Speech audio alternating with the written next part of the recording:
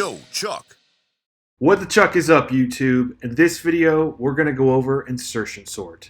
So as you may have guessed, insertion sort is a sorting algorithm.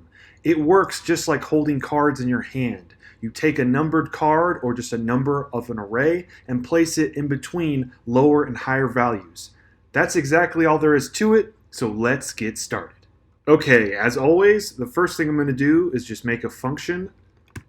We'll call it Insertion Sort. It's going to take an unsorted array. And for now, let's just return the array. And I'm going to console log this function call out, passing in an unsorted array. Something like this. That looks good. Let's run it in our terminal. Okay, and we're just returning the array. Excellent. So like I mentioned before, the whole deal with the insertion sort is if you imagine you're holding a hand of cards and you want to insert specific items in their respective location, just like you would with a bunch of cards in your hand. So the first thing we're going to do is just loop over the data. I'm going to start at index I equals 1. And as long as I is less than array.length, I'm going to increment I. So initially, the numbers before I, or the indices before I, in this case the 1 here, that is going to represent my sorted partition. This doesn't have to be just a number 1. It just so happens in this case it is, but this could be any number. But your first indices is going to represent your sorted partition, and as you move around the loop and you loop farther in the data, that sorted partition is going to grow every time, okay? Until eventually your sorted partition equates to the entire length of your array, and the whole array is sorted. So with that said, I'm going to make a variable called current. I'm going to set it equal to array at index I.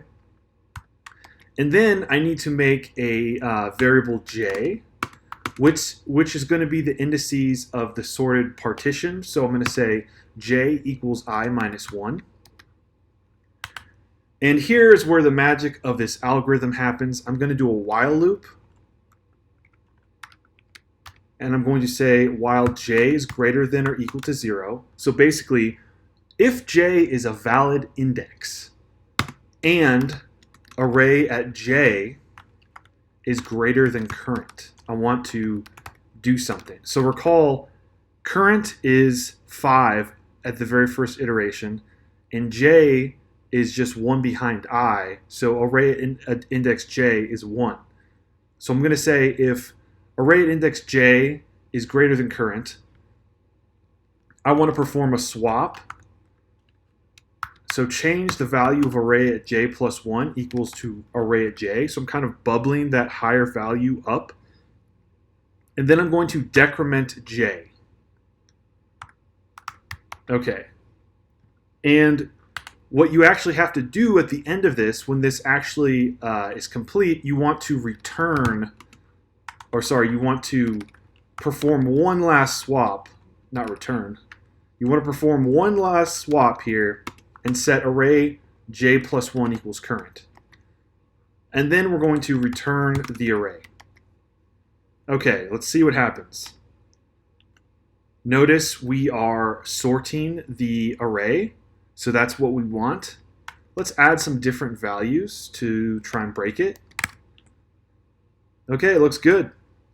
All right, so yes, maybe this looks good and we're getting the right answer, but with insertion sort, I think it's a little conceptually confusing at the start. So I want to illustrate exactly what's happening. I'm going to do that by making some console log statements. So I'm going to make a statement. I'll just call it start, using the template literals here. I'll pass in the array, and then I want to console log the array after we perform our swaps. So we'll call this swap, pass in the array, and then finally, when we are finished with our iteration of our outer for loop, after each iteration, I want to see what we're left with. So I'm going to console.log end. So this will give us an idea of how this logic is happening, because recall, we're going to compare the value behind I. So if array at index I was 5, we're going to compare it to 9. We're going to say, hey, is 9 greater than 5? Yes, it is, because array at index j would be 9, and 5 would be the current. So we would have some type of value like this, where we're going to bubble up that 9 like this, right? And then now, since current, we're going to decrement j, and since j is less than 0, we're going to stop. And we get kicked out of this while loop because j is less than 0. And then we're going to do that array at j plus 1 equals current to basically fix our array. So then it would look like this. So this would just be after one iteration when I was equal to 1, right? Obviously this is going to change, but let's just see what happens when we run those console log statements. Okay, so you see we start with our initial value, which is this value right here, and then just like I said, when we enter the swap phase, you can see where our array becomes 99623. And then finally, we get kicked out, and we perform that last swap once we're kicked out of the while loop, which is right here. So that is the first iteration. And you know what I actually might do as well? I'm going to console log what I is. So I'll say I, pass in I, and then I'm going to also, right here, I could put in a line break to make it more visible.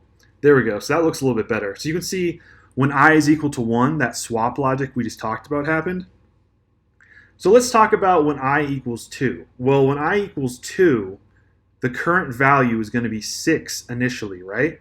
So we're going to compare 9 and 6. Is 9 greater than 6? Yes, it is. So we're going to make that 6 turn into a 9. And now we subtract j one more time. And then we say, is 6 greater than 5? Yes, that means they're in the proper position. So we can stop right there. We get kicked out of our while loop. We're right here now.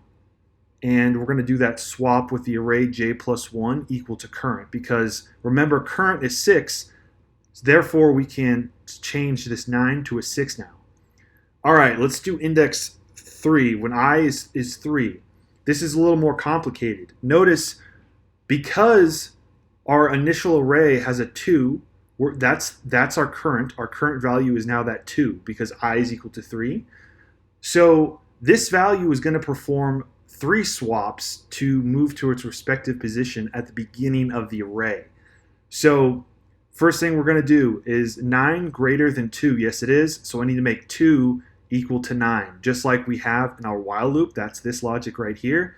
Now we're decrementing j once. Okay, we're jumping down here. Now j has been decremented, so we're going to say, is our current value of 2 less than 6? Yes, it is. So we're going to make this value equal to 6. We're going to decrement j. We're going to use this logic in here. We're going to perform it again. So now we're at I equals 1.